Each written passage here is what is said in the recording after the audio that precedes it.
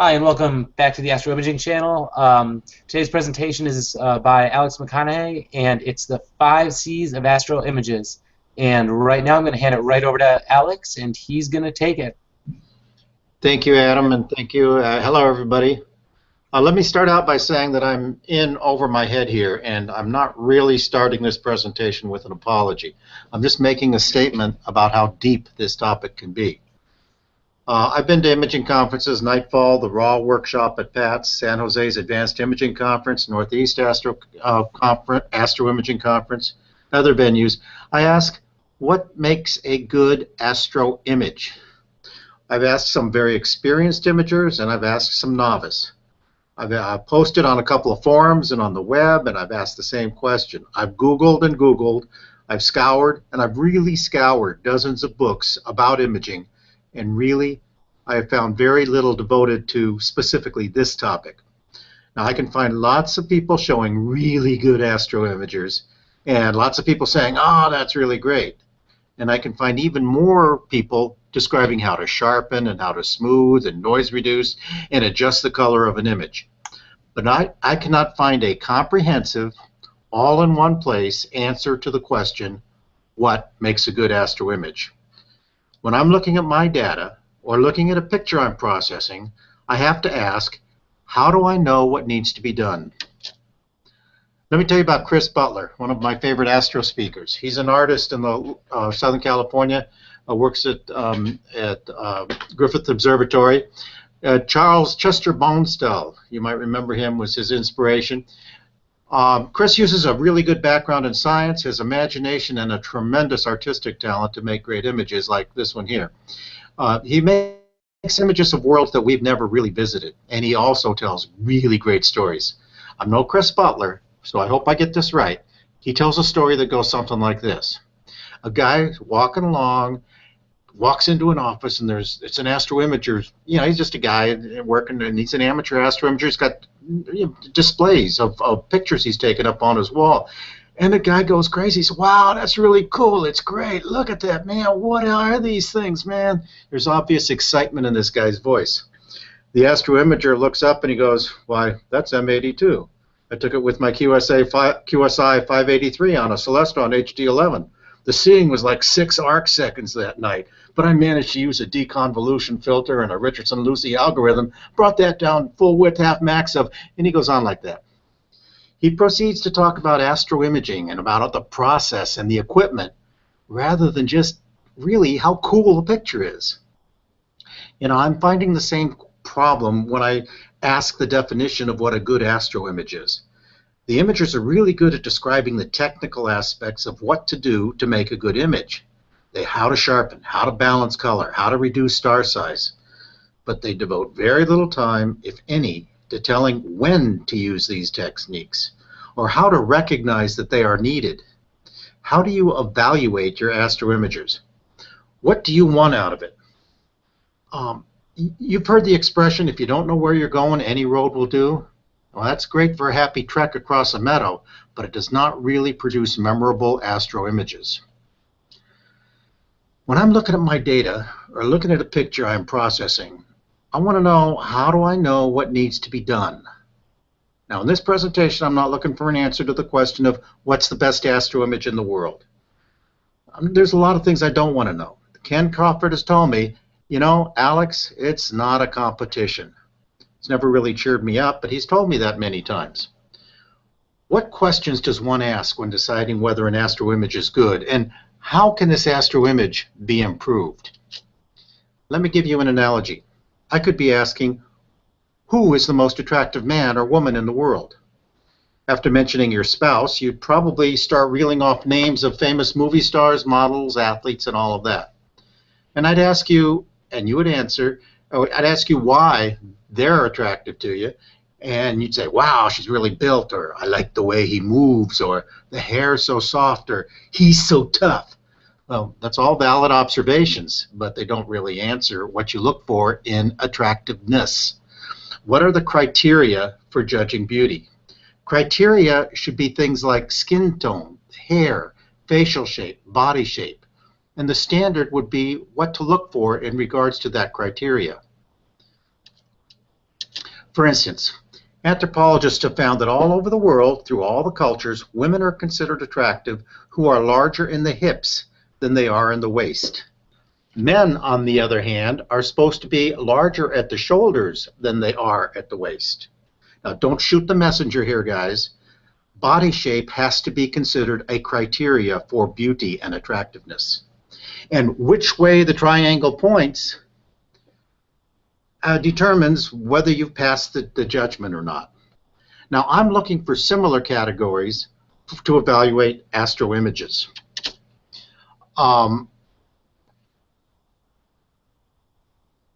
Before I go on, let me say that I want this presentation to appeal to the beginner imager, but I also want the very advanced imagers to hear what I have to say. If you're in the beginners group, the next hour will let you help define some terms that are used in image processing and astroimaging. It will tell you some things to look for, help you set some goals, and in general maybe organize your growth in imaging. If you're an advanced imager, on the other hand, I assure you, you're not going to learn a whole lot new here, but you may get a challenge. And that challenge is to think very hard about the images you produce. What makes them beautiful or scientifically useful? You want your pictures to be good. Well, when are they good? What makes them good? I ask that you think about these ideas, and more importantly, how do you express them so that others may learn from you and emulate what you do, and maybe even take it further. I should also say that we don't have enough time to properly cover all that there is to say in one session. I'm going to have to do another session sometime coming up later in the month, or next month or something, where we'll talk about how to implement the evaluation scheme we're first seeing tonight. In other words, this is an introduction. The rubber will hit the road in the next session. Okay, so the step-by-step checklist will be coming in the next installment. And there are no definitive answers in all of this. The Louvre has more than 7,500 paintings, no two identical. They represent dramatically different genres, all styles, and they all tell their own story. But all of them represent art that is good enough, for heaven's sakes, to get into the Louvre. Now, some are more famous, but none are inherently better than others. Similarly, none of what I say here tonight will give you a very hardcore answer on what is good. My goal is only to establish a framework for evaluating those astroimages. And I do not think I need to provide any ammunition for those that want to shoot down other people's work, or their own for that matter. When a beginner astroimager asks you if his work is good, continue to encourage him and say, it's amazing, if you like. And if somebody posts on cloudy nights and asks you for criticism, continue to say it's a really cool picture. But maybe in the future, make your comments more meaningful and helpful by including some tips from the things you learned here today. I just want to talk a little bit about what questions to ask, what kind of answers are generally given for what makes great images, and what we need to do to make the really memorable ones. Memorable, that's one of the words I could use for this. When I ask what's a good image, people say, oh, it's really cool, or stunning, or state of the art. The latest word for good, incidentally, I think is amazing. That's what people are using instead of the word good anymore. But I'm afraid these are advertising buzzwords. They don't really convey any information. I also get lots of people telling me technical things when I ask this question. Like, I want things that don't abuse unsharp masking, or I like it when they have not cut off the bottom of the curves. Well, that's all very wonderful, but what does it mean? What do I look for about cutting off the curves or abusing unsharp masking? They tell me to do good without telling me what good is. So back to Bradgelina, I'm looking for criteria, a definition of what needs to be measured. In this case, anthropologists tell us the criteria is the general body shape. We could also have considered skin tone, facial proportion, hairstyle, and any one of a number of other things. Criteria are what questions need to be asked. And by standard, I mean what the ideal should be. For women, the anthropologists say the hips should be wider than the waist, and shoulders wider than the hips for men. So what should the answers be is what that's about, what the answer should be. And that's our definition of criteria and standard. I'm looking for an evaluation scheme. An evaluation scheme is some kind of checklist or criteria and their appropriate standards. If you were buying an automobile or a bottle of wine, oops, I forgot to change the slide. If you were buying an automobile or a bottle of wine or a computer, you would know what questions to ask and probably what answers you should be getting. Let's look at a really good example, diamond sellers. Diamonds, face it, are useless unless you really have to cut something or grind something that's really hard. But diamonds can be made very valuable by everybody agreeing that they are, in fact, valuable. Jewelry stores face this problem every day. They've come up with 4 C's. Any diamond salesman will hit up the new buyer with a lecture about the 4 C's within the first few minutes after you walk into the shop. Diamonds are priced according to cut, color, clarity, and carat. The diamond industry has regulated just what each of these terms mean. Industry standards and training assure that standards are consistent all over the world. To be a gemologist, one must know what these criteria are, what they mean, and how to judge any diamond according to these very standards. Color, for instance, is always evaluated in standard lighting conditions, specifying the color of light, the temperature of the light, the intensity, and so forth. Cut is always rated according to specific measurements. Carats are weighed out precisely. I'm not saying that we'll ever have such a set of standards for what an Astroimage is the best ever. Which one is the best ever? I don't know if we'll ever have that. I mean, after all, didn't we all go ahead and buy the diamond that we fell in love with when we were out buying that engagement ring? And it's perfect for our little bride. Well, we'll do the same thing with Astroimages and like what we get. But hopefully we should be able to get some consensus about what we're talking about. Here's a diamond. Rob Gendler's a good guy. He's given us some great pictures and set up some standards for us. But how do we describe these standards? Look at his beautiful M31. All the colors, the stars, the detail, the dust lanes, the active H2 reasons. See the satellite galaxies? See how the big galaxy fills the frame, giving one the impression that it's so massive that nothing can contain it. Note how the stars are all different colors, and they are tiny dots. Of course, M31, the Andromeda Galaxy, is a glamour queen. Like the Grand Canyon and Yosemite, it's almost impossible to get a bad picture of it. And yet, I can do it. Now, don't make fun of me. I was once proud of this picture, and my secretaries all loved it, and my wife liked it, and my cousin Betty really liked it. They thought it was an absolutely great image. It has stars and a galaxy and lots of nice colors. Some of those colors are actually related to the galaxy being imaged. The point of this presentation today will be to organize the standards we might use to evaluate an astrophoto, to put our thoughts in order. We can immediately see that Gendler's is better.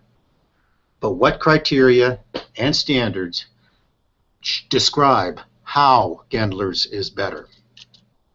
Well, I'm no gemologist, certainly, and I'm not much of an astroimager, so I've come up with 5 C's of my own: content, composition, contrast, color, and clarity.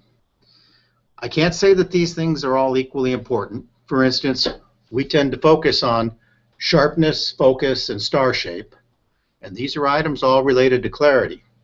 And we largely ignore content and composition. And I will not say that these things are independent of each other either. Okay? One gets the content, the story, or the point of the image across by using composition, contrast, and color, for instance. But I think these 5 C's are questions that must be asked, criteria that must be considered.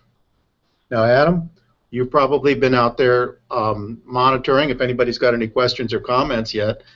I haven't started the actual work of this presentation. Maybe this is a good time to ask if there's anything. I haven't seen any questions yet. Okay, so I'll just keep on. Clickety-clickety. Let's start with content. Let's say we want a memorable image. Well, what memory do we want to create?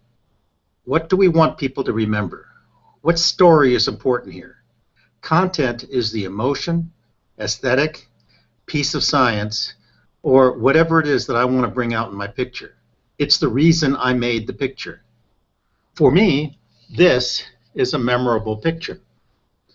I wanted to say collecting all the Messier images in one night is a feat. So I put all the Messier objects that I collected that night into one piece of paper so that I could show them off. But I must say that while the collection is memorable and can tell a story, the individual images are not. The fact that they are all here together from one night's work is a story, but any individual picture is just a quick, rather mediocre mugshot. The goal of our astroimaging should not be to collect mugshots. We should be trying to make statements, tell a story, or raise an emotion with our cameras. I don't want to sound like a grumpy old man here, but if somebody asks you, what are you taking a picture of? And your answer is, this is M31, or it's NGC 7331, you're missing something. Memorable photos get something across. Size, force, color, majesty, serenity, they get something across.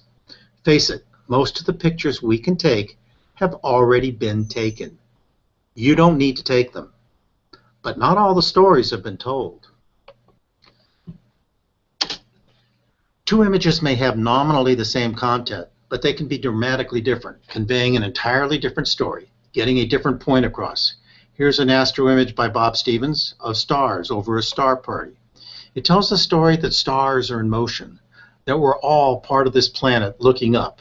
And since this is Goat Mountain Astronomical Research Station, one of my favorite places to observe, we have lots of friends walking around, apparently, and they're all carrying red flashlights. So these are my buddies out there. Here is an entirely different picture, but it has the same idea. This is captured at current Astronomical Society star parties in Sequoia last summer. I shouldn't say it has the same idea, because it is the same content. It is the same stars over a star party, just like the last picture was. But I'm trying to express the majesty of the earth and the sky combined.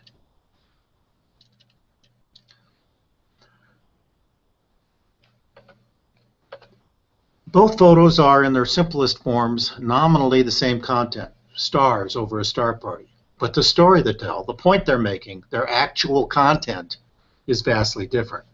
Memorable photos do something. They convey some sort of story. They make some point. They hit an emotion. They give people something to remember. Now, in all fairness, most of us are so interested in just getting the good data, getting the guider to work, getting the processing the thing, that we're not really worried about what story we're trying to tell. We're so interested in getting something that a mugshot makes us happy. But there is more. Under content, you have to ask yourself, what does the image say? What is this image about? What did I learn from it? How is it unusual? Is this image really more than a mugshot? These are the criteria. What are the standards? I don't know. I can't quantify this area quite as much as I can the others. It's hard to apply numbers to give a specific answer to whether a picture tells a story or makes a memory. But if you look at the picture and do not have a feeling for what you have seen over and above what most imagers see, hey, look, the stars in the corner are a pinpoint, then the picture can't be much of a picture. You have to have something there to take away. Second C is composition. Composition is the organization of the main objects in an image, and in the case of astroimages, the main light and dark spaces. In many ways, it is how we get our content across. Now, before I go on here about composition, I should say that Bob Gendler covers this topic very well in the upcoming January 2015 issue of Sky and Tell. Read it. He says it better than I can say it. So just read what Bob has to say about composition. I think you'll be better off. But composition is in many ways how we get that content across. In telling your story, you have to draw the eye into the subject. This is called flow, where the photographer directs or draws the eyes. In terrestrial images, the so-called rule of thirds or the rule of diagonal lines leading to a subject, the rule of organizing by geometric shapes, and other rules generally apply. They should also apply in astroimages. Composition can be changed by adding space around an object or by removing it, by rotating the object so it fills the frame differently, by choosing to either center the object or move it off center. We do this with our choice of tube and imaging sensor combinations or by cropping during processing. We also emphasize certain colors or sharpen some areas more than others and thereby create composition. Let us return to Bob Gendler. Composition tells this story. In this first example, Rob uses the story of Stephan's quintet.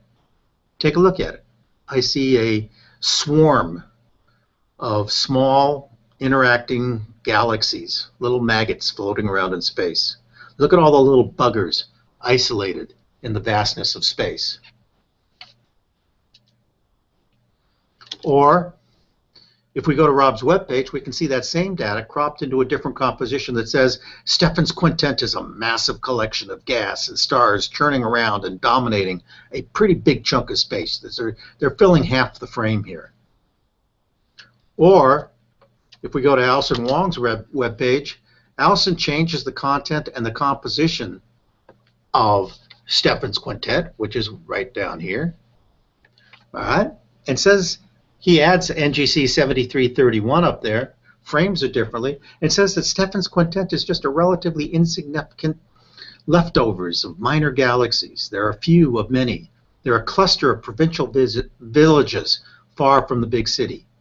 It's a completely different story that Alison tells here through his composition. Look how Alison uses the rule of thirds to draw us to the big galaxy, but balances off with little baby galaxies off to the side. See how he emphasizes the remoteness of the little villages by putting them way off on the border.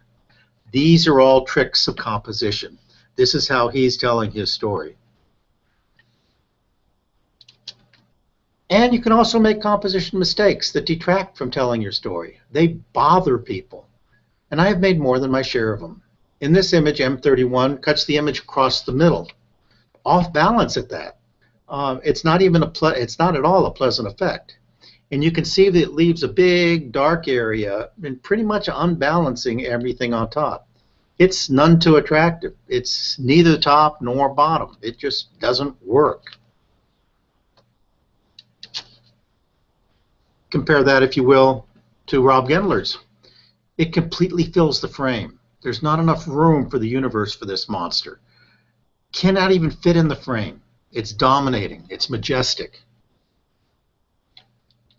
Or, there we go. Or, maybe M31 really is only a little outpost in a vast universe. It all depends on your composition. More mistakes that you can make with composition. Well, I don't know what's with this rosette. It's all crowded out over here, and there's this big gap over here. There's all sorts of other problems with this. I think this is a film rosette. I'm not sure, but I think it's a film one. It leaves this dark gap. Now, why does it do this? I don't know. If there ever were a reason for this kind of happening, I could buy it, but I can't not figure out why I left it this way. In a later edition of the rosette, I think I did a better job of it. It's now a big object, it's properly centered, and it's taking its rightful place in the frame. The Orion Nebula, okay, real cool. It's got all this red stuff up here, and you know that it's got this blue stuff down here, but look what I did. I cut the running man in half. Was I trying to get the beauty of the turkey and its little beak? Or the whole emission nebula showing how beautiful the red contrasts with the blue? If I did, I don't know, I told two stories, but I only half told either of them, and I didn't tell either of them very well. It's like cutting off somebody's feet when you're taking their picture. You can cut at the waist, and maybe you can cut at the chest, or maybe you can cut at the neck. But cutting off half the feet doesn't make sense. I should pick a point, an idea to get across, and make that point, not tell or half tell two different stories. Or what about this? This is up in Cygnus someplace, And you can see that it's got this big black area, and it's got this, and where is the center of this picture? Um, there's just a problem with it. What if I were to cut off at that area right there? Now I've kind of focused on this big area of gas. Well, what if I rotate it? Ah, I've got a pelican. See, composition did all those things. And these are the kinds of things you have to think of. Besides cropping and positioning, we can manipulate composition by changing sharpness, color saturation, and other aspects of the photo.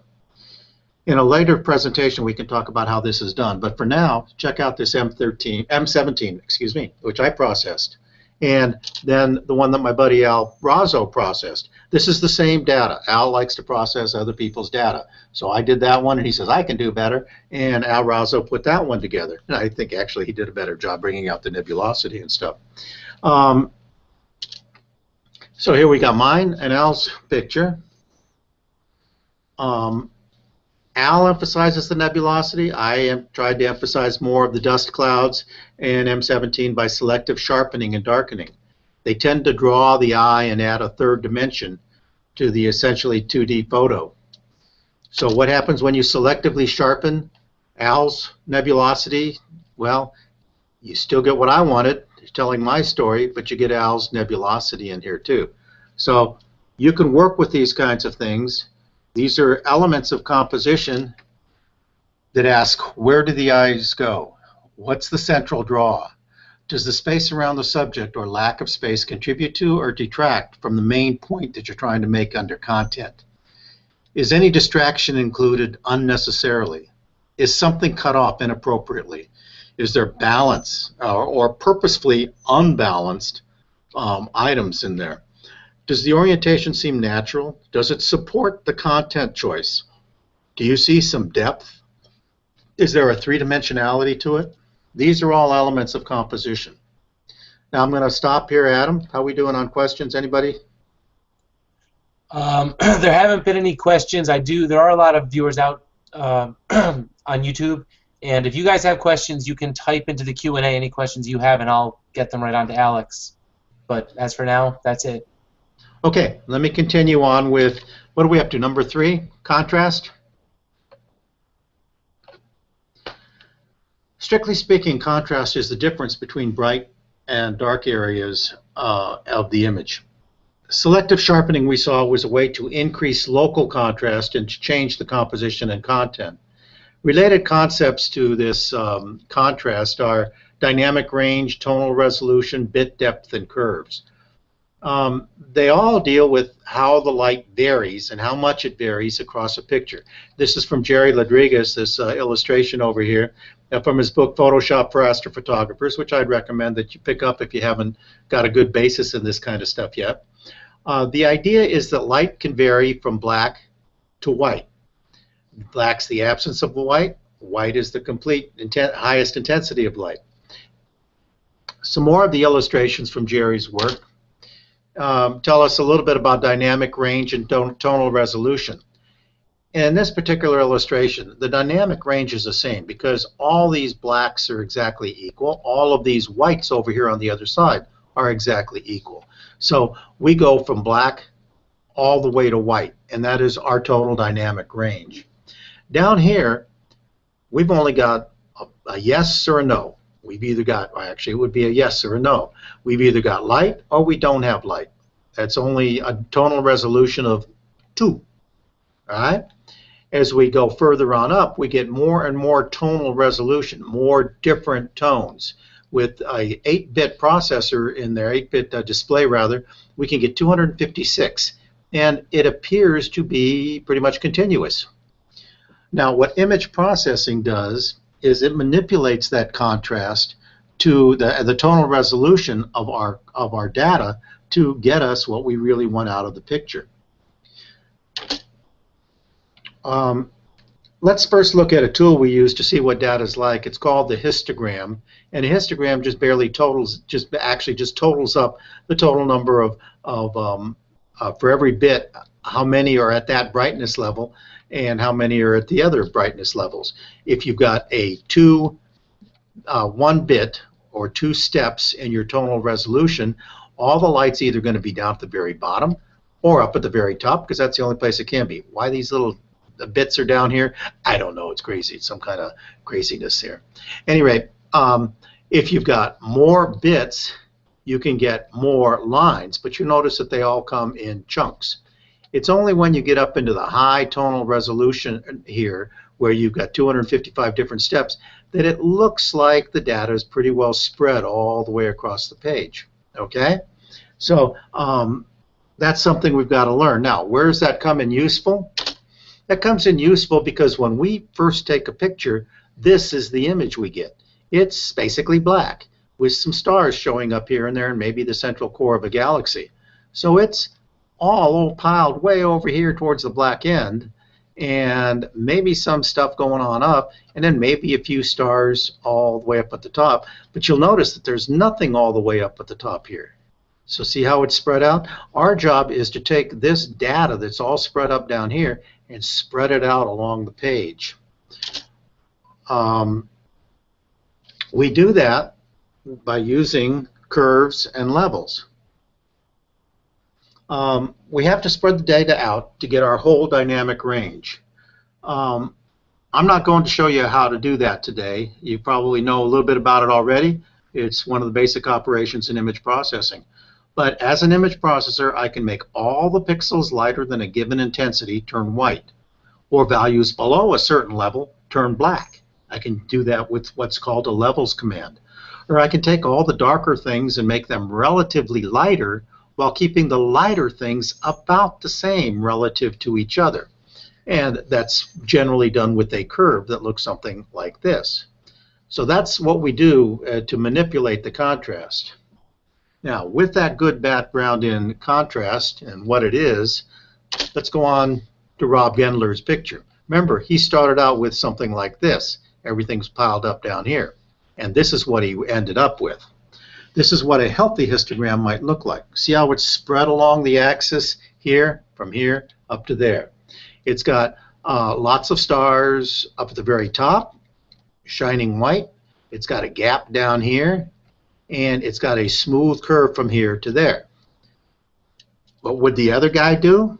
The guy that doesn't know how to take pictures like Rob Gendler or process them? Me? Notice how my image is blocked up. It's all muddy. It's not as clear. It's not as separated, not as contrasty. It's muddy. Image intensities run kind of into each other.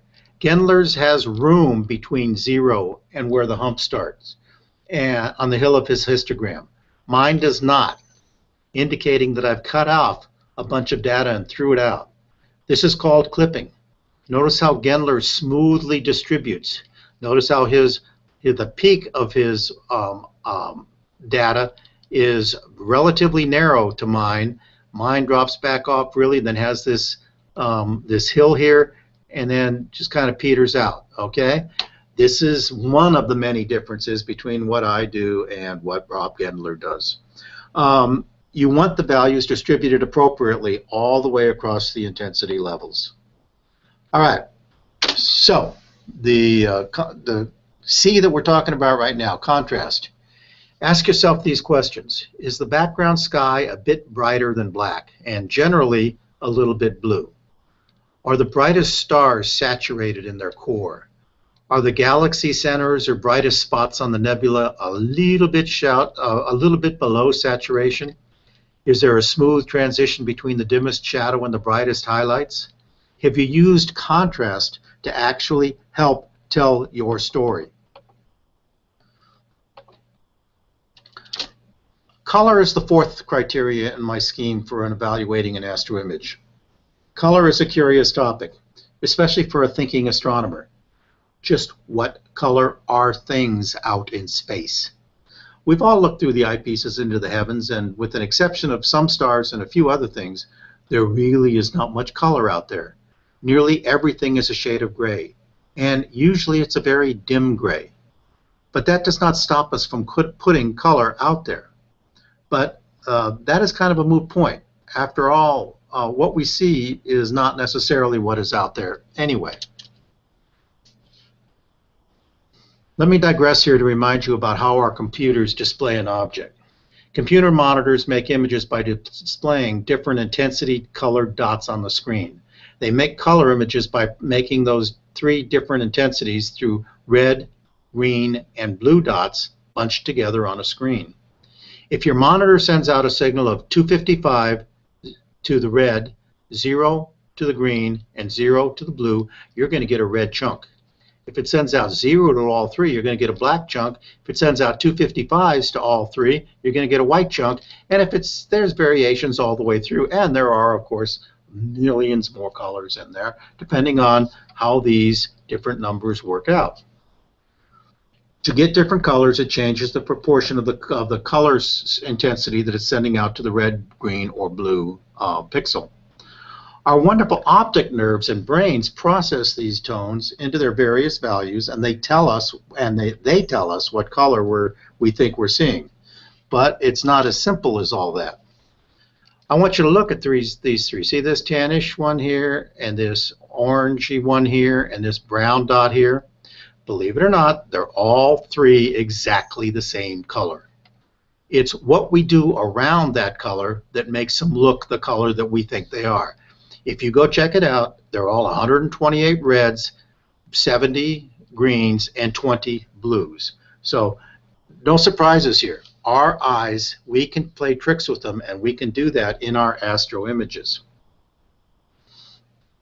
Now, we could have a really long discussion here about what color is, but I'm going to have to cut it short. I'm just going to pragmatically decide that since I'm making up these words, that there are three kinds of color. The first I'm calling realistic color. This is the color you would see when you're looking through an eyepiece.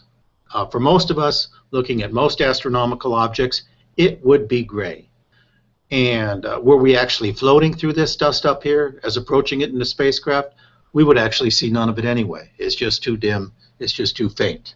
So, but looking through an eyepiece, realistically, we'll see gray. The second type is what I'm calling scientific. Okay, now scientific is, I'm just calling it that for lack of a better name. It's a color that's attached to a specific element or a specific heat and a specific point on the electromagnetic spectrum. It's the color we would see in the lab were we to heat an element to some glowing temperature. Hydrogen alpha typically glows at 656 nanometer, which looks red to most of us. O3 glows at 500.7 nanometers, which looks green. So we could say that a glowing hydrogen region should be red, and the oxygen in the middle of the Orion Nebula should make it look a little bit green. You'll notice, however, that some of our greatest photos from the Hubble Legacy collections, for instance, they don't reflect exactly that pure science philosophy. On the other hand, anybody that thinks that the Hubble Legacy collection is out there just for science, instead of increasing the popularity of those beautiful photos, they're kind of missing something about what's actually happening out there. The third kind of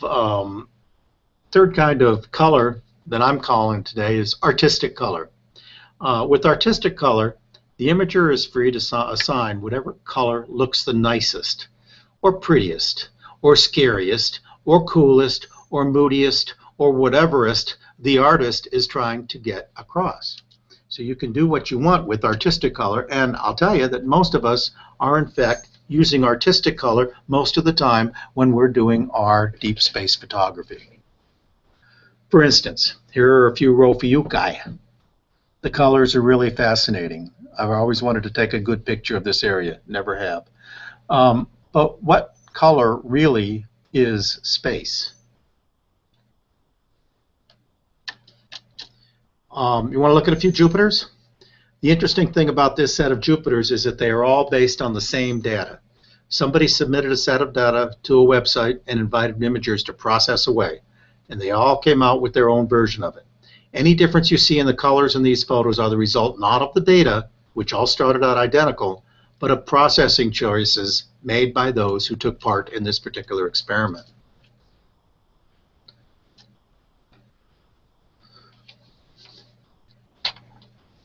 Where are we? Hang on a minute here, guys. Color can go bad on you. I'm going to return to some of our old favorites. Notice how this greenish cast in mine here. All right. Gendler's is a mix of blues and reds and a little yellow. Or check out this Row Ophiuchi.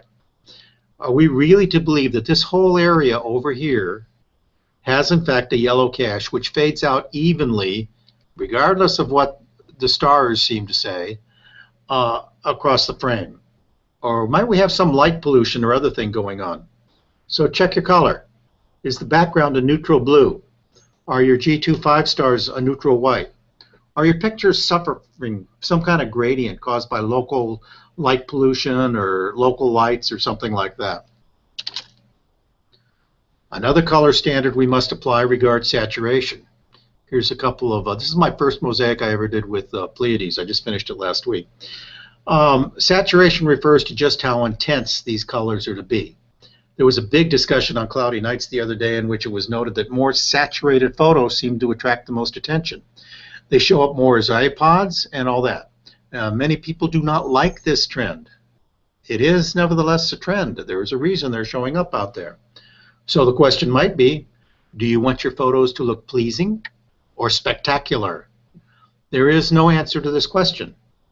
I favor the less saturated. I have never gotten close to getting an APOD posted, though.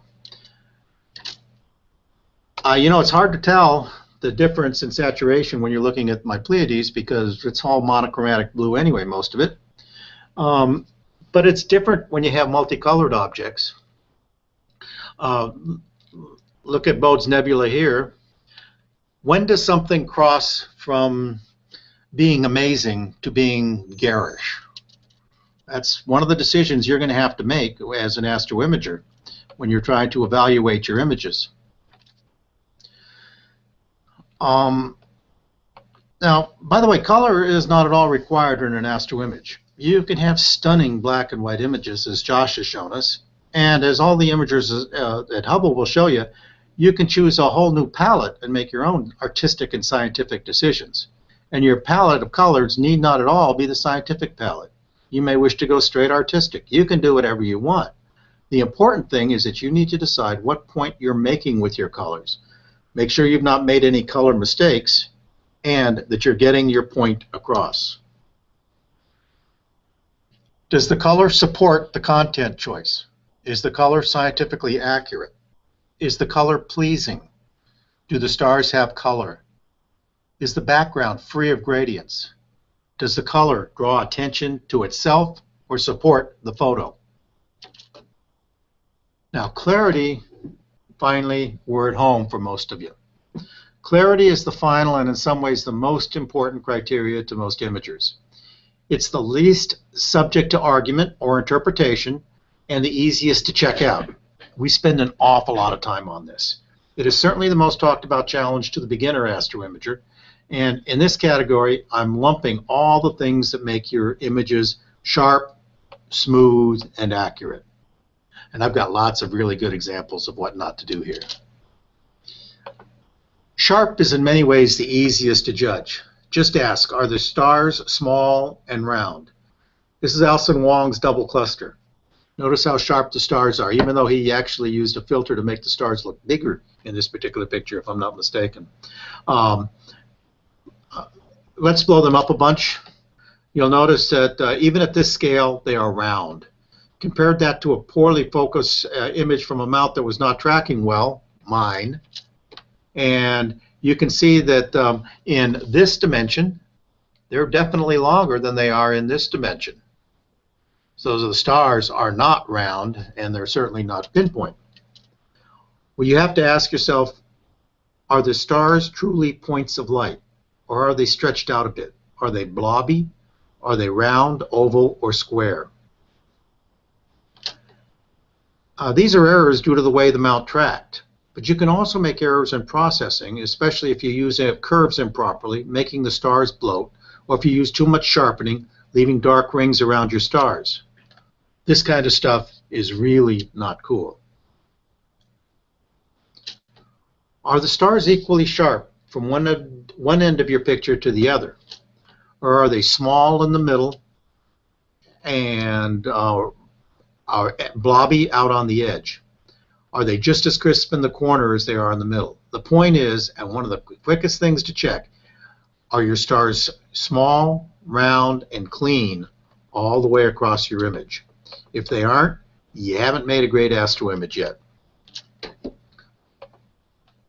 Smooth is something that we have to worry about because all of the vagaries of electronics, the difficulties of processing, and the number of other issues.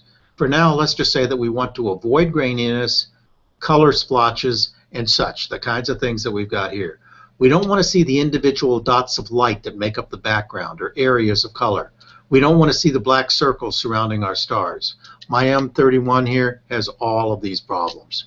Take a look at the close-up of it and you can see what I mean. Accurate is somewhat related to this. It relates to whether your image is showing real data or made-up data. It's easy to assume that our optical camera systems are gathering real data and our only job is to bring it out. But that's not, in fact, how it is. Our optical systems and cameras have problems. Let's look to see what some of them are. Calibration is needed to overcome some of the problems that we have. This is a flat frame. Flat frame, or a flat field, is a picture of a perfectly flat area of the sky with no object in it. It should give us a smooth, flat gray. But look at what the camera is already seeing. See these donuts created by dust on the imaging train? There in the filters or sensors, there's a little piece of dust, and this is how it looks. Notice how the frames, the corners here, are darker than the central part. They're darker than in the middle. Because the optical systems cannot evenly distribute the light, the sensors gather more light in the middle of the frame than at the edges. This vignetting is something that has to be fixed. If your images are showing it, you haven't passed the test yet. Clarity also relates to whether you got good dark frames and whether your sensor is actually doing a good job. One also takes a picture to neutralize the effects of heat, cold, hot pixels, and quantum weirdness. We need to see what the camera does at a certain temperature with no light at all being allowed to hit the sensor. One should see this picture here should be a perfectly black, or in my case gray, because I've really boosted it up. But you can instead see that there is a certain graininess to it. You can see that there are certain hot pixels or perhaps gamma ray strikes on it, that these pixels will glow more than other pixels. These things have to be taken out, and to do that you need to use your dark frames. And just to make sure that you're eliminating random things, you do some math with all of these pixels. Basically, you stack all your photos together. Two different photos have to be stacked together. Actually, you'll stack 10 or 12 or 15 of them. And where it's artificially bright in one area and artificially dark in one area, artificially bright in the other area, they'll cancel out. And on average, this is what you probably were taking a picture of, but because of weirdness in the camera, you might have got something represented by this stuff here. Again, my goal is not tonight to show you how to cure all these problems. My goal is to tell you to look for these things. Looking at my image for clarity issues, notice how I've incorrectly calibrated things. I've taken hot spots and I've made them black by improperly dark framing them. So I've got artificial dark spots. I'm not very accurate there. I did not properly use flat fields and wound up with some very dark areas in some corners of the picture. Actually, this whole area down here on an old 20D sensor is an old hotspot, and this whole area had to be painted in. That's why you get some funny colored stars down here compared to some of the other part. But the whole area had to be painted in and darkened up. You can tell by this graininess in general that I didn't stock enough frames together to get rid of the graininess. And you can also tell that I've got optical problems. See how I've got red over here and blue over here and white in the middle? So obviously I didn't do a very good job of buying a telescope in this particular case, or applying a field flattener so that my images would look flat. Now, obviously I didn't tell you all that there was to know about how to fix a clarity issue, how to get the stuff right. But these are the questions you ask regarding your fifth C, the one about clarity. Are the stars small? Are they round? Do they come in a variety of sizes, perhaps, but the core of them is small? Are the stars the same in the corners as they are in the middle? Do your stars have halos, uneven color? Do they have raccoon eyes where you over-sharpened? Or are the areas that are supposed to be smooth and flat, in fact, smooth and flat? Have you controlled for vignetting? Have you controlled for color gradients, light pollution? Have you corrected your dust gremlins? Have you corrected for hot and cold and dead pixels and erratics like gamma rays? Have you corrected for color blotching, banding, all the other kinds of weird things that can happen in the picture? Those are the 5 C's. I want to tell you about Tony Howell's picture here. Look at the violence and the cataclysm that Tony is telling us about. You can see it in the detail of this colorful reddish arm cross lobe. And you can see in the hot central glowing this yellow. Notice how the stars are not just blue or white, but all sorts of different colors. Okay? See the details in the dust lanes? Look at the background galaxies even. These things are details, and they're only seen in the images where the astronomer has gathered the good data and process it really well to bring out the sharpness, smoothness, and accuracy. This enabled Tony to get a really good point across, to tell a story. Content, composition, contrast, color, clarity were optimized. Obviously, all of the 5 C's, Tony's done a good job. Now, I'm not going to say that Tony or anybody else actually thinks all of this all the way through. They don't sit there and go, just exactly what's happening, how is it happening, any of that kind of stuff. But I can tell you that I went out to dinner with Al Nagler a few years back, and we were at a telescope testing session kind of thing out in the desert. And I asked Al what he thought a good astro image was, and he talked for a while about what, this guy's a good imager and that guy's a good amateur, and I like that guy. And I said, why? And he said, I don't know. I mean, I just like him. And I pressed him because remember I told you that I've been asking people this question for quite some time. And after he talked about the kinds of things we talked about tonight, he came down to detail. Detail is being able to see things that you've never seen before. Look at this picture. You can see things you've never seen before. And that's important. Content, composition, contrast, color, clarity, they all add up to making a really good astro image. That's my offering for tonight. I hope you got it, and I hope it's a good area for you, food for thought, and it can hope spur you on to a conversation about it. Are there any questions?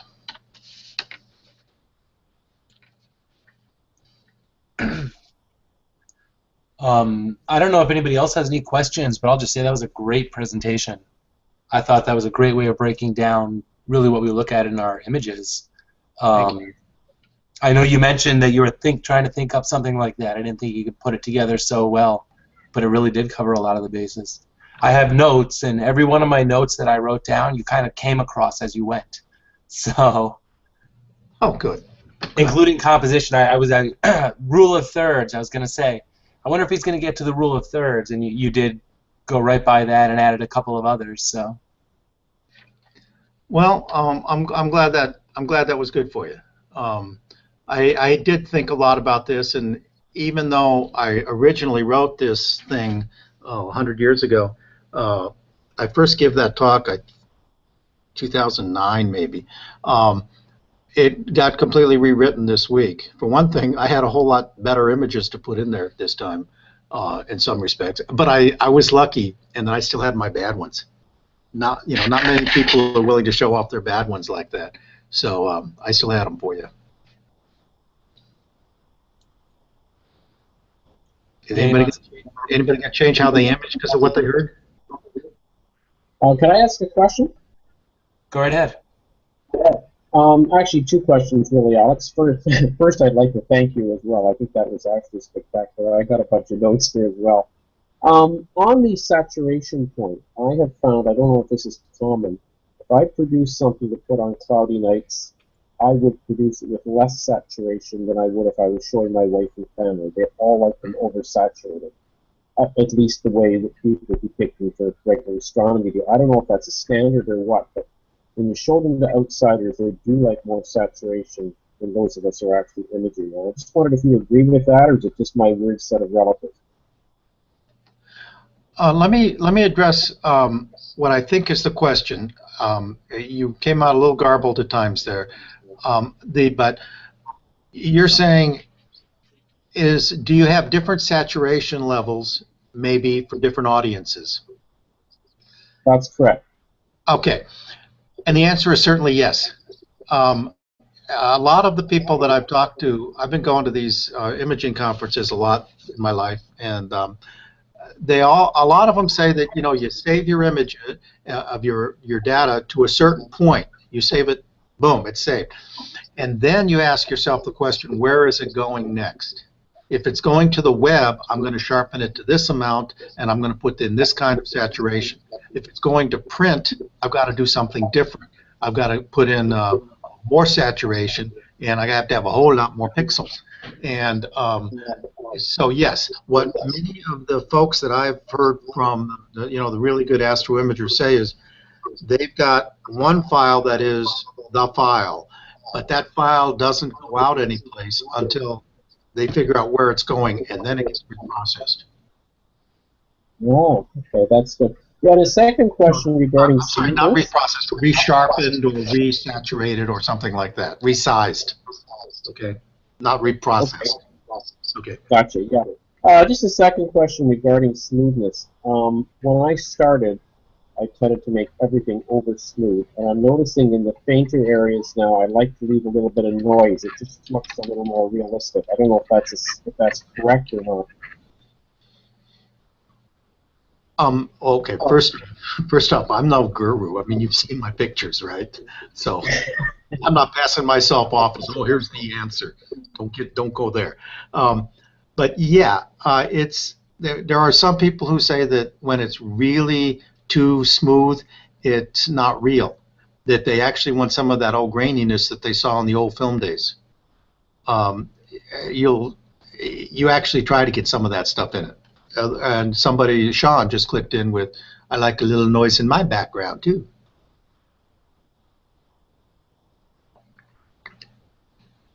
Again, these are not answers. These are things to think about. These are questions to ask yourself when you're looking at your astro image.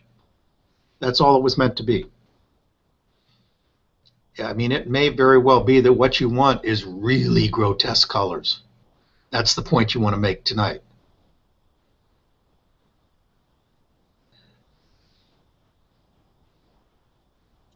Yeah, I was just excuse me. I was just saying I've heard it referred to as comfort noise because it makes you a little bit comfortable. It doesn't look fake. It keeps it from looking fake.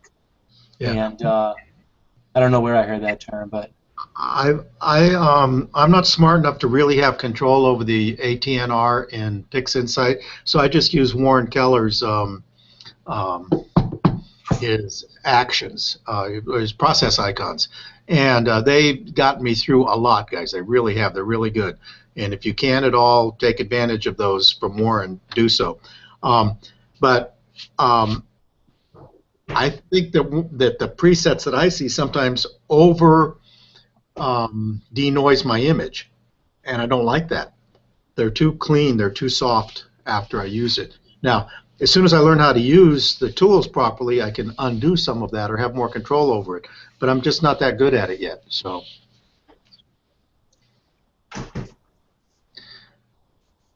that has a PixInsight look. What does a PixInsight look mean? Who wants to take a venture at that answer? That's hard for me. I don't know.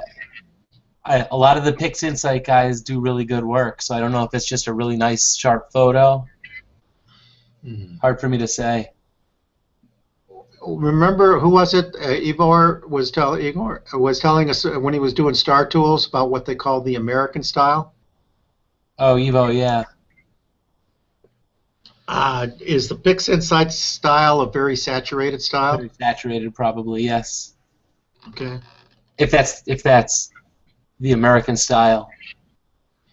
Yeah, I never quite figured it out because as Jeffrey said, well, what are we talking about, this PixInsight style? But there is such a thing. And you can find it by asking yourself, well, what are the colors that they're using? How rich are the colors? How deep are the colors? And things like that. I think that's what they're talking about.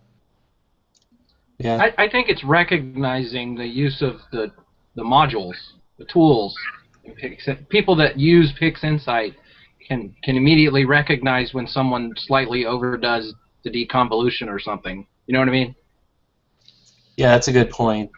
ACD, not ACD, in our HRS wavelets has a look to it when you're sharpening. That's kind of recognizable. Is that what I was talking about when I said they're over softened or over denoised? Yep, yep. Okay. I think Star Tools has a little bit of its own look like that as well. People tend to do their images a little differently in something like Star Tools than they would in Photoshop. Okay. I would agree. I use Star Tools a lot, and I can usually tell when somebody else has used it. Huh. See, I can't figure that out yet. I can't figure that out. You know, it's funny, you posted the picture of Brad and Angelina, but it makes me think, like, targets that are difficult because they're not photogenic. Have you come across them? I have one in mind. I hate to give it. M78's ugly. M78, is that Omega Nebula? What's Omega Nebula? They're M17, I think. Or the Swan? I think it's the Swan and the Omega are the same thing, I think. Yes, yes. Okay. But I've always had difficulty making that look good. And that was the one I was showing, isn't it? Isn't the Swan and the...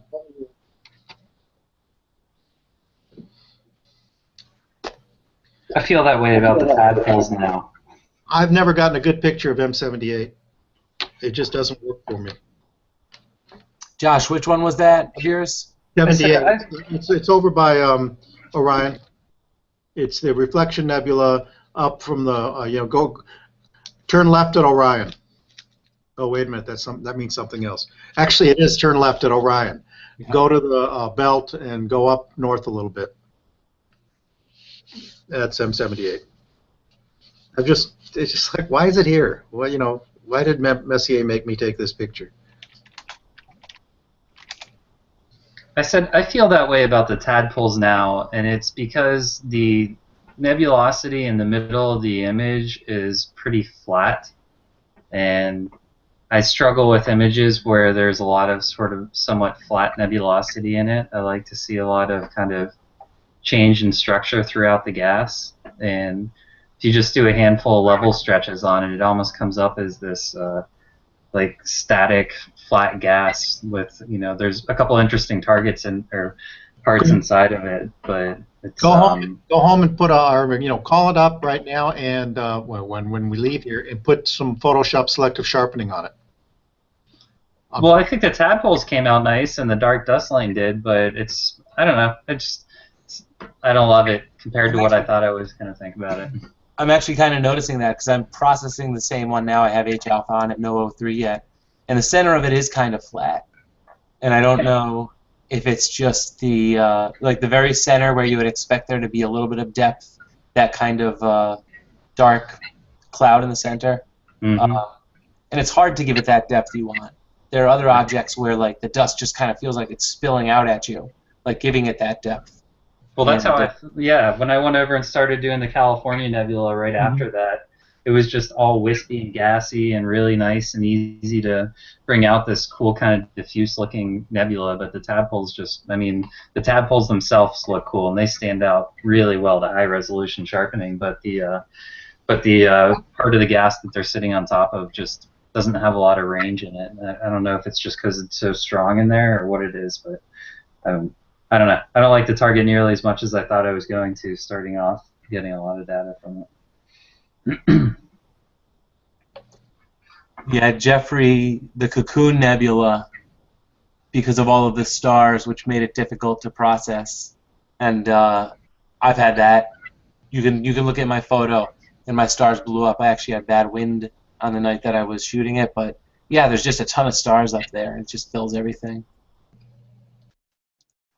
Sean had the same problem. The Dumbbell Nebula is the same. I had more issues with the Cocoon, though. Actually, the Cocoon was wide field, though. The Dumbbell, I always shoot long focal length.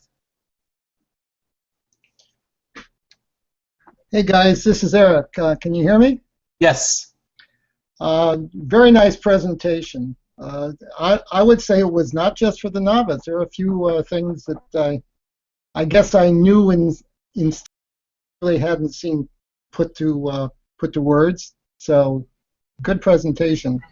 While I'm sitting here listening, I actually put down some criteria of what I consider to be a good image. Obviously, not complete or detailed, but I think if I hit the enter button, you'll see what I wrote. Okay, how do I put my comments up there? Go. You have that set of tools over on the left-hand side. On the right-hand side. Or in your case, on the right-hand side. Okay. I've got a white arrow on a green background. It's called Screen Share. Oh, he might be putting it in chat. Yeah, I was trying to put it in chat. Did anything come up? Nothing came up for me. Oh God, I'm such an idiot. I put it in the lower box. Should I just hit enter? Where it says enter chat message, yeah, you just hit enter and it should go. Enter chat, group chat. Okay, where's the damn enter chat? Chat. Can you go to the very bottom of group chat? Look at your screen. Yeah, in the lower right-hand portion, there's a little box. I copied and pasted what I had in there, and now I hit enter. Oh, there we go. Got it. Now, you have to realize that I have been doing this for like a blink of an eye compared to, I think, everyone on the call. A year and a half. So my criteria might be a little bit different and probably much less technical. And even though my background is technical, I'm actually a research chemist, that I consider this to be pure art, and it's the probably first time in my entire life I've been able to do art. Yeah.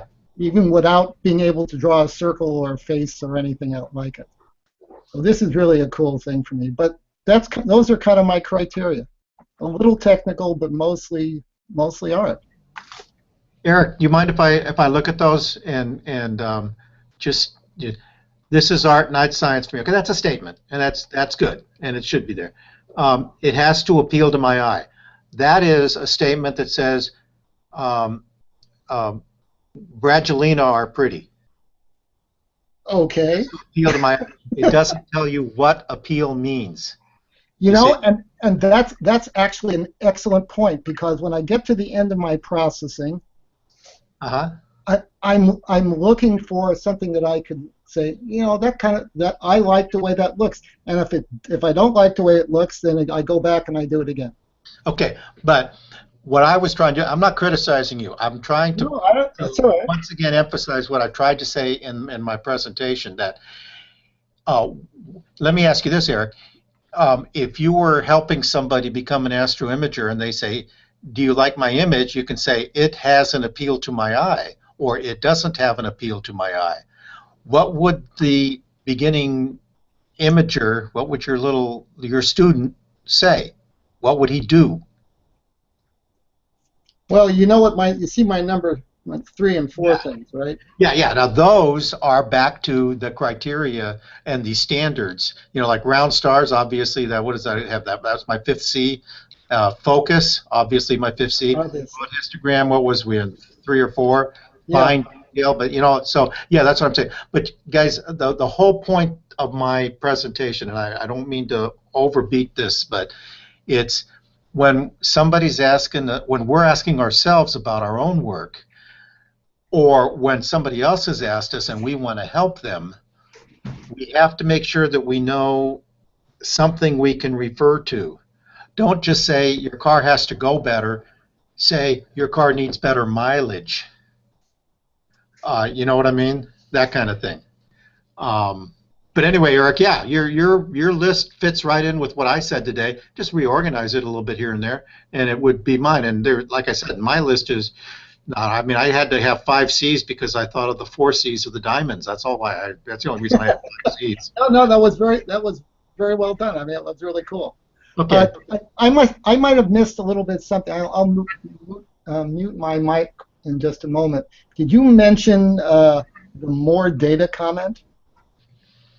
Well, there's a couple places where data really helps you. Am I answering your question here? The more data you have, the more datums you have, the more you can average mistakes out. Is that the kind of question you're asking me? Well, not really, but I think among the group of astrophotographers that I have, very often when we scrutinize critically each other's images, very often the first thing that comes up is that you need more data. I mean, I would say almost every discussion, you need more data. Very seldom, I don't think I've ever heard someone say, oh, more data is not going to help you here. So as far as getting a quality image at the end, that I didn't put it in my list, but it is always try to get more data. Yes, more data allows you to average out the mistakes. Remember the three-part diagram I had where there was bright on one side. It was the 3 red, blue, and green stripe. Then the other red, blue, and green stripe. One was bright at one side, one was bright at the other side, and then in the middle gets the averaging. Well, if you only had one of those stripes, you'd have the one side would be dark and the other side would be light, and that would be your picture. But if you got 50 of them, then they pretty much average out with other combinations of things. So when somebody says you need more data, that means that you need to take more sub-exposures so that you can average them all out together. Look, I see down here 1, 2, 3, 4, 5, 6, 7, 8, 9, 10 people listed. All right. Now I know that what my net income is. I'm worth about $1, and I know Tim here is worth about $1, and I know Adam here is worth about $1, and I know Josh is worth $1, and I know Jeffrey's worth $1. I'm getting all the way down to you. We're all worth $1, and you've got 10 million bucks. All right. On average, we're millionaires. But fact of the matter is that's not really what's actually happening. On average, we're dollar heirs. You're the outlier. You need to be thrown out. But we can't throw you out. You're the only example, right? But if we've got 10 examples, we can look and say, hey, this guy's not one of us. So you need to go up to your 1% little meetings wherever you go to do that stuff. And the rest of us are all going to average ourselves out. We're going to find out that the average value for this pixel is in fact 1. So when they're telling you need more data, what they're saying is that you got noisy information here because you haven't averaged it out. That make sense? Yeah, actually, it has a little more context than that, but I get it completely. Yeah. So okay. I'm good. By the way, I'm sure Josh and Adam know that almost all my images are narrow band, so more data is a big thing in the narrow band area. Yeah, okay. I was just going to comment on that, and since we just mentioned it, I think more data, even in narrowband or even RGB, we were just mentioning comfort noise, and I think having strong data really allows you to use that comfort noise to your advantage. We say comfort noise is a good thing because it makes it look natural.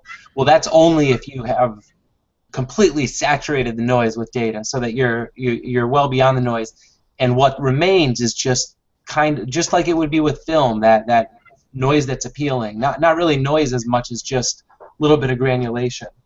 And at the same time, I think better data will hold up to saturation and color better. Alex, you posted the 2 pictures of, I think it was M81, or was it M81 or M82, the Cigar Galaxy. One very Mhm. saturated, one not so saturated, and then Tony Hallis's version.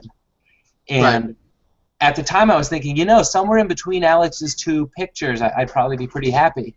And it seems like Tony Hallis saturated the red nebula and maintained everything else, but it was super sharp. It was super noise free. It dominated in so many of those different aspects that's what made the great image.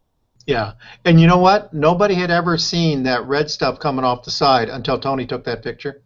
Mm-hmm. I had never seen a picture with that stuff until Tony's, and then everybody's got it. And I doubt it was something that was added 6 years ago when Tony took that picture. I don't think God said, "Oh, we need red in that one." I don't think that happened. But Tony found it and brought it out. Yeah, I wonder if we can blame better filter technology for that one, because it's probably H alpha. I'm going to guess he overlaid H alpha over it, unless it's just really dark skies. I don't know. I don't know if he did or he didn't. I don't remember. He told me about it, or he told all of us about it. Okay, hey, we've got Jeffrey. While I agree there's a portion of this that's art, I believe the acquisition portion is more engineering and technical. I don't think anybody would disagree with that. Whereas the processing has much that is science. But where there are options by the human, that is the art. Yeah, I think I don't know. Anybody want to talk about that? All I'll say is I completely agree, and I'm kind of fulfilled that I get to use both my technical side and my artistic side in this hobby. It's actually what I like the most about it. And I agree with Eric that this is the only place that I can be arty at all. This is the only place where I've got any control over, where I can be artful.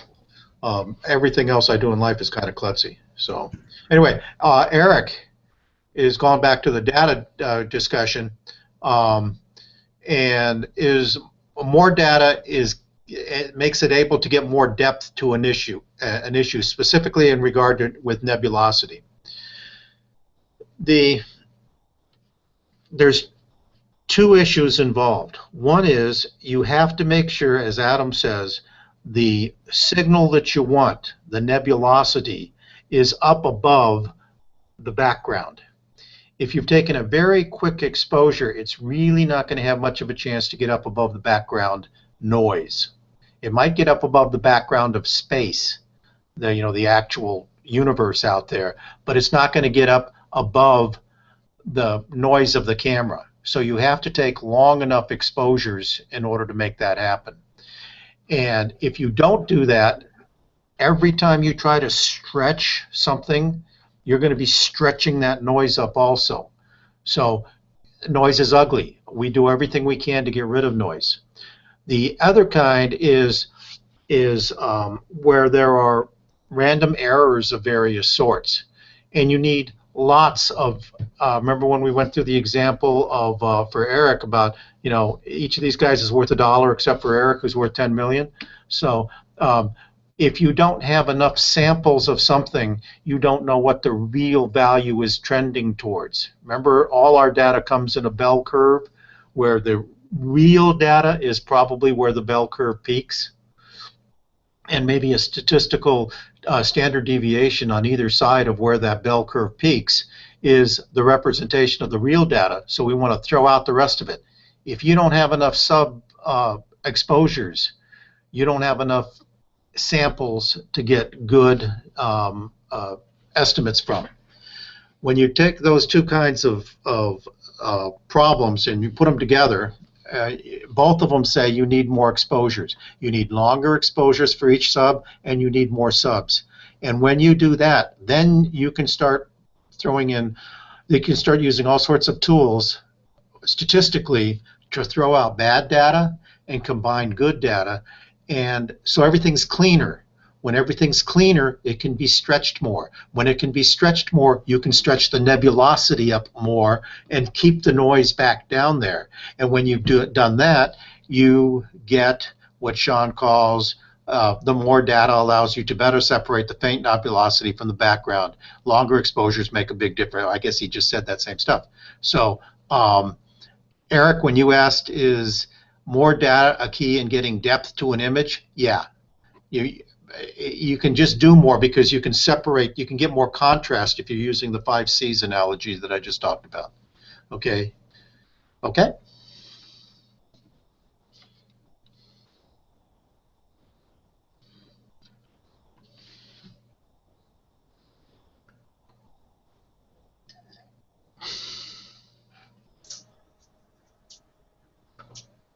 Where are we, Captain Adam? Just looking over my notes. I can't read my handwriting now. Go ahead. Yeah, just going back to even what Eric and Jeff were saying. I'm not good at drawing. I'm not good at painting. I'm not good at a lot of the things that even with photography, it's somewhat technical, but I'm not good at composing photographs. And for some reason, I'm much better at seeing the way I'd want the nebula or galaxy displayed. Galaxies, I think, are easier. They're typically centered unless there's other galaxies. With nebula, I just like jumping inside of a nebula and photographing that, just that deep view inside of it. And I think that's where composition can really come in and really make an image dramatic.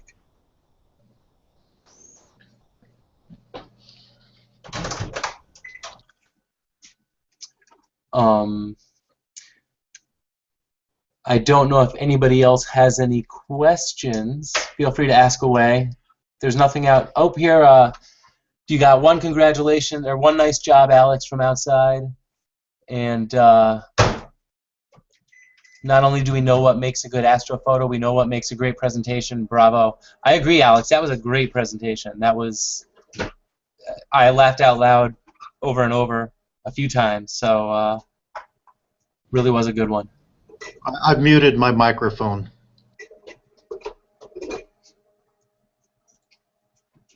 Okay,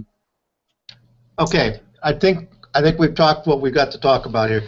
There is a topic that I'd like to bring up while we still have everybody online, Sean. Do you think it's appropriate for now to bring up about, is it, I mean, if we've pretty much talked about what makes a good astro image. Oh, let me say, I do plan to come back to some of these topics later and say which piece of software I use to determine whether I've done this or that or the other thing. Which, you know, how I actually look at the image, how I use my histogram to decide things, that kind of stuff. Okay, so remember I said there would be a part 2 to this later. I hope everybody wants to see that stuff too. Okay. Although, frankly, it would be lovely if, and this leads into the topic that I really want to bring up here, is we need some other people to do these things. You know, you're all pretty capable people, I'm sure. You all know kind of what you do. You've taught something or another, someplace or another. Adam does a really, you know, he works pretty hard at getting somebody to give these presentations once a week. Now, they don't have to be all this fancy or anything else like that. I mean, I was lucky. I already did this presentation 5 years ago. I did spend some time rewriting it this week with other things I've learned since then. But you guys can do this stuff. Like, I would love to have somebody explain to me the image inspection tool in PixInsight. If there's somebody out there who uses it, all you got to do is pull it up on your screen and show us how you work through a set of data. This is what this Sunday evening get-together is for. So I really want to encourage you guys to do something like that. Okay? Back to mute for me. Thanks, Alex. Yeah, that's a great point. We are always looking for people out there. We're not experts. Eric said he's new at this because he's only been doing this a year and a half. I still consider myself new at this. I've been doing it for 5 years. But I know there are a lot of people who have been doing it for longer. And there are people who have been doing it not nearly as long but have a lot to offer. I learned a ton from a lot of people who've been doing it for a lot shorter than I have. So that just goes to show you what we're not expecting much out of you, but if you do have something to offer, we'd be glad to hear from you. We are getting great responses to our videos. There have been lots of people online watching, lots of people reaching out. So feel free to reach out. We're always available, whether it's here on cloudy nights.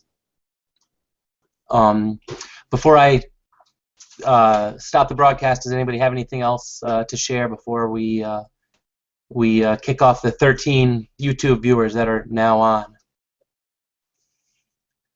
If nothing else, I'm just going to say thanks, guys, for watching, and we'll be back next week. Next week's topic, I believe, is going to be by Josh. I'll get it posted. We're going to go over what it is, and I'll get it posted. But thanks for coming.